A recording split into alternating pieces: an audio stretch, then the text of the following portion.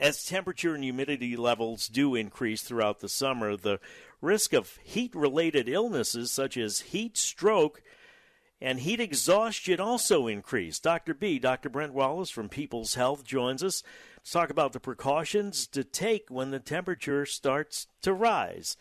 Hey, Dr. B, how you doing? Hey, Tommy, I'm doing great. How about you?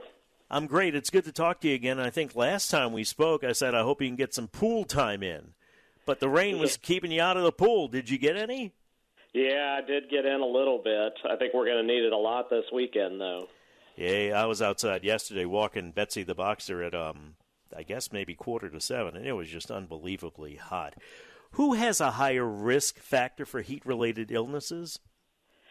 Sure. Really, anyone can be affected by heat-related illness, but in particular, people that are over age 65 really have a higher risk. And it's for a lot of different reasons, but in particular, as you get older, your body actually reacts a little bit differently to temperature, and sometimes actually doesn't react positively to temperature. So when you have acute changes from cold to hot or hot to cold, you have difficulty regulating.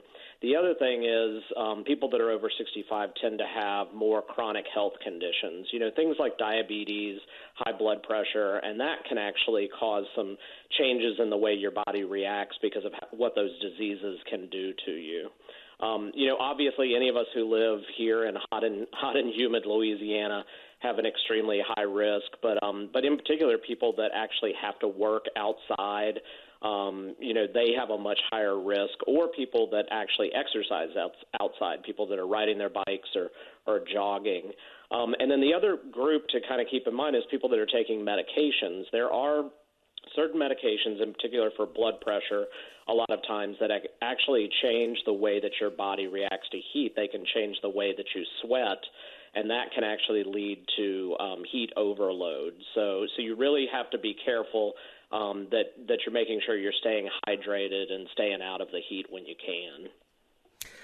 Doc, last time my kid was in town, we went out to eat lunch, and I was watching a couple of guys at the table, and they had to be maybe 68, 70 years old, and they were apparently outdoor mechanics, or at least worked outdoors, in the heat and so forth. And the dynamics change, right, as you get a little bit older in terms of your body and being able to handle the heat? Yeah, it definitely does. And you may notice, older people will know this, but as you get older, you tend to actually sweat less. And sweating is actually one of our primary ways of reducing our body temperature. So if you don't sweat enough, you retain all of that heat. The one thing that's good is living in Louisiana, you do get a little bit resistant to the heat, so it may not affect us as badly as it would somebody who maybe lives up in the north. A lot of people, I think, conflate heat exhaustion and heat stroke. So what are the differences between the two, and what are some of the signs? Yeah, so they're both still very serious conditions, but heat stroke is definitely much more serious. So I'll kind of start with heat exhaustion. Heat exhaustion, when you're exposed to heat for a long period of time, really can cause some general muscle weakness. It actually causes excessive sweating, so really severe sweating, and can sometimes lead to a little bit of nausea and vomiting, and even at times fainting. People can actually pass out. So if someone is experiencing heat exhaustion, you want to immediately move them to a cooler place, bring them inside, hopefully where it's air conditioned, and make sure you keep them laying down.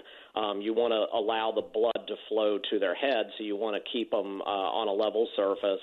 And you want to help hydrate them. So you can use sports drinks, you can use water, and then actually cool compresses can actually help. And the best way to use cool compresses is to put them in the armpits or around the neck, because that's where the large blood vessels in your body are, and that can actually help to lower your body temperature. But you do need to act quickly, because it can progress to heat stroke.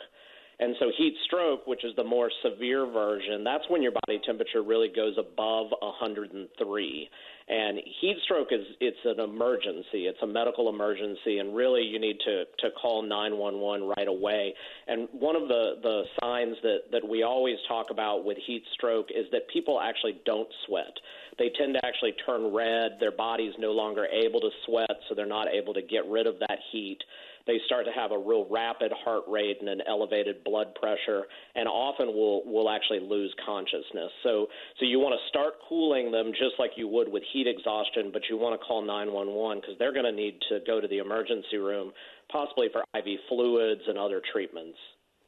Wow, we're going to talk about prevention when we come back. We're talking about dealing with the heat stress and protection with our friend Dr. B, Dr. Brent Wallis, Chief Medical Officer at People's Health. And, Doc, I can remember back in the day, they'd send you out to football practice and just give you a little half cup of water and Gatorade, whatever it was, because they thought that made you tougher. And thankfully, thank God, they've gotten enlightened about that and now give the players all the water that they need. All right, taking a quick break, we'll talk about preventing either heat stroke or heat exhaustion when we come back and dealing with the heat and humidity of southeastern Louisiana when we come back. 821 traffic now on WWL. 825, Tommy Tucker, WWL, having a visit with Dr. B, Dr. Brent Wallis, Chief Medical Officer of People's Health, as we discuss senior health. And really, Doc, today's tips for everybody, some differences as you age, and of course, according to the medication you take, as you've well documented. And I would remind everyone that you can get the Odyssey app, download that, and then you can rewind to listen to everything that Dr. B had to say about heat stroke, heat exhaustion, dealing with the heat, etc. So, Doc, what are some tips for preventing troubles due to the heat? Yeah, so there are some things we can do. One thing we're really good at here in Louisiana is watching the weather, and so just staying informed and knowing what's coming. And like you were mentioning, we've been complaining about the rain, but when there's not rain during the summer, it gets hot. And so a couple of things you can do is wear looser clothing. Definitely lightweight or light-colored clothing, because that's going to keep you a little bit cooler. And then everyone knows, if you're in direct sunlight versus in the shade, you're going to feel hotter in that direct sunlight. So try to stay out of the sun. Try to stay somewhere shaded or under cover.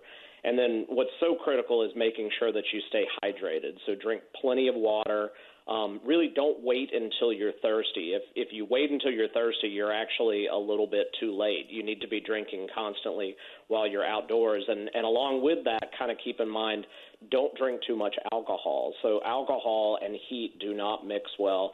Alcohol can actually increase your body temperature, and it can dehydrate you.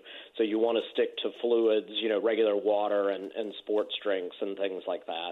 And really just try to limit your outdoor activities. Try to do things in the morning or in the evening when it's a little bit cooler. On really, really hot days, you just want to try to avoid going outside at all if you can. And then if you do have to go outside, I always have to plug, make sure that you wear your sunscreen as well. Doc, I don't know how people do it, but some people, I guess, do live without air conditioning.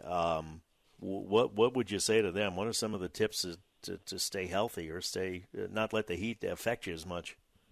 Yeah, it's true, and it's very difficult if you don't have air conditioning, or maybe you don't want to use your air conditioning as much because of the cost of running it. And so fans can help. But in really extreme heat, keep in mind that the way that you cool is something called evaporative cooling. And that's where the sweat evaporates and that cools you down. But when it's so humid outside, you just can't evaporate that sweat off. And so fans are not going to lower your body temperature like you need them to.